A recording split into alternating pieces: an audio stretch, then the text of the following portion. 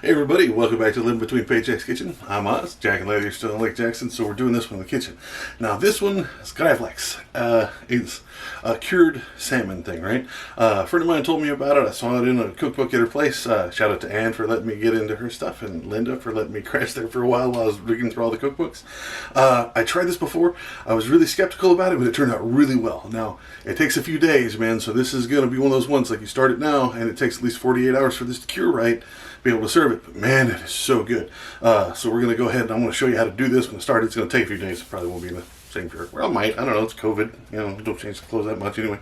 So before we get into it, be sure to like, share, subscribe, do all the YouTube stuff, ring the little bell down in the corner. That way you'll know when we get these things. We're trying to do them on Tuesdays and Fridays, but because of the COVID, sometimes it's kind of hard to get out and get the stuff or be around people and mask up the whole time. So if you get ring the little bell, you'll get notifications every time we upload on these things. So that'd be cool. All right, let's get into it. All right, super simple stuff. You're going to need just some high-grade best way, that you can get for the salmon stuff.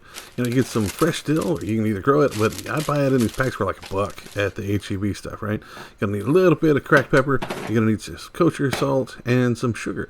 Now, you're definitely going to want to use some aluminum foil. Right? Aluminum foil. If you get anywhere, and you're going to want a tub or something because it's going to leak fluids. So you're going to want to catch that. I learned that the hard way. So first things first, get your aluminum foil and put it down here. Now get your fish. Now you're going to leave the skin and everything on this one, right? So you just leave that skin. I usually just skin down while I'm doing this just because it looks pretty. So you're going to want a 1/4 cup of your sugar. Now I'd love to try this with like a brown sugar or something else, but this is just regular old white sugar, 1/4 cup. Try to even it off worth of white sugar. Just put that on top for right now. And then you're going to do the same thing. Get a 1/4 cup of your kosher salt and put it right on top. And then just a little bit of the pepper. Personally, I would have put more, but it just said to taste that I was trying this, so we just did it this way. So you're going to make sure your hands are clean before you do all this. But just kind of rub it into the meats. All right, be sure to mix it around. Make sure the salt gets in there as well as sugar. I'll show you in a minute. But you can get a spoon and kind of pick up the stuff off the sides a little easier when I do it. I'll flip it over and then just do the same thing on the bottom. But everything's still there, so just scrape it up, or you can use a spoon to pick it up and put it on there. I did this the hard way, and I apologize. And then I flip it back over again, scrape. But I'm going to have to do it again anyway. Now, once you get that done, you need to put your dill. Now, I use the fresh dill stuff. Like I said, I got it for like $1. Had to argue with it out of the bag. And it's just great big honking wadges of dill. So I just take it, make a little bed out of it. Come in here. And then as it sits, man, you will taste the dill. You don't have to rub it in like you do with the sugar and salts and stuff. So, this is where I'll show you. I'll get you the spoon because I had to pick it up to put that dill underneath it. And a lot of the stuff on top where the meat is, it kind of ran off the salt and sugar. So we'll go ahead and put that back in there. Alright, so put this on there, kind of rub it in. I hate my hands being dirty, so every time I did this, I turned around and washed it. So then I took my other set. You don't have to use as much dill. I like the flavor dill, so just kind of put it on top and then fold it up in there. Now, the dill, if it's fresh, will be stiff, and you don't want to poke any holes in this, but it doesn't have to be like airtight. It doesn't have to be perfect, like right here, this part. Just kind of tucked it in, folded it over, right? And then you folded the ends up. Now, what you're going to do is you're going to take this and put it in your fridge, right? And you put it in there for 48 hours. But every 12 hours, set an alarm if you have to. You're going to turn it from one side to the other. Traditionally, this is done underground. they cure this underground. Well, you don't have that. We put it in the refrigerator. So remember, you put it in there every 12 hours. Right, and take it and flip it. Now, the surprise one is I found sweet mustard sauce. This is kind of traditional for the thing with modern get-together. There was another one that had vinegar and stuff in it. So we're going to do sugar. You're going to need a 1/4 cup of sugar. I put it in this little ramekin because I want to look fancy. Pinky out. And then you're going to need, a 1/2 cup of mayo. If you're not a fan of this one, there is another one that you can find online that's got vinegar and dill in it, which works really well too. This is the one that I found first, so I tried this one. It turned out pretty well. I'd like to try the other one later.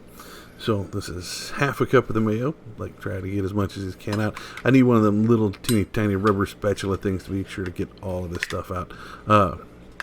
Not a fan of mayo by itself, but when it's mixed into something else and you can't taste it, this works. And then you're going to need 3 tablespoons of milk. I use buttermilk, mostly because if I'm mixing it, it's thicker, it gives it a better flavor, and I tend to like it, but you can just use regular milk, that's fine. And then you want 2 tablespoons of mustard, right? You get your milk, set it over here, get your mustard. So just 2 of these. Shake, shake, shake, shake, shake. You don't want mustard water in this, so be sure to shake it up real well. Get your 2 tablespoons of mustard and put it in here. Now, with that sugar in there, it's going to be really gritty when you start stirring this up. So, just be warned, it's going to feel like you're trying to cook something at the beach. It's all just going to be gritty and horrible. So, just going to have to stick with it. Now, I know Jack is going to turn away right now when I go to stir this because it's going to be that sound of that metal bowl I got scraping there. Just rick. But be sure to stir it up. Now, I will revisit this later. I believe I want to try the other sweet mustard stuff, but I was going to do pretzels with it. But this worked out really well. I had the Gravlax before without it, so this is not mandatory. This is totally optional. I had it just standalone, and it was fantastic. And then somebody suggested that this stuff works, and so I tried it with that. So now we're skipping ahead. It's been 48 hours. I've been turning it, and I'm going to show you. Now, see, look, oh, you see that stuff dripping out? Yeah, that's fish goo. Don't need that. Just go ahead and pull this out. Take it, and now the dill you can either leave on or you can take off. I like dill, but that would just be mouthfuls and mouthfuls of dill. So I pulled most of it off. But I'm going to show you what this looks like up close. But this is it. It's done. It's got no cooking to it, so it is raw fish. So be very, very careful. I'll get into that in a minute. But this is it. It's traditionally done underground. This is a traditional Polish thing. Found it in this awesome cookbook, and tried it. And it's enough to feed a grown man by himself. But I would suggest using it as an appetizer. Slice it up, share it with everybody. Just pull it right off the skin. Leave the skin on it as you pull it because of the curing and everything underneath it. I just took a fork and it slid off the skin, and it was outstanding. I'm a big fan of like sushis and raw fishes and salmon and stuff, so this worked perfectly, and I was able to get it for like $8 for that big pound of meat. Fed me once, and it was outstanding. And there you have it, guys. It's traditional stuff. Now, I need to warn you, like I need to tell you everywhere else, this is eating raw fish, right? It's cured, but it's still considered raw fish. So make sure you get good fish, get good clean fish from somewhere.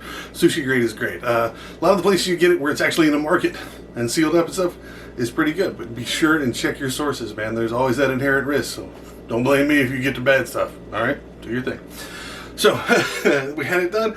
If you've tried it and you like it, let me know. If you tried it, you've done it differently, or there's something else you'd like to do, put it down in the comments, man. Let us know. You can also find us on the social media, man, at, let's see, Facebook, Pinterest, and Patreon, at Living Between Paychecks Kitchen, and all those. Shout out to our patron. Thank you very much.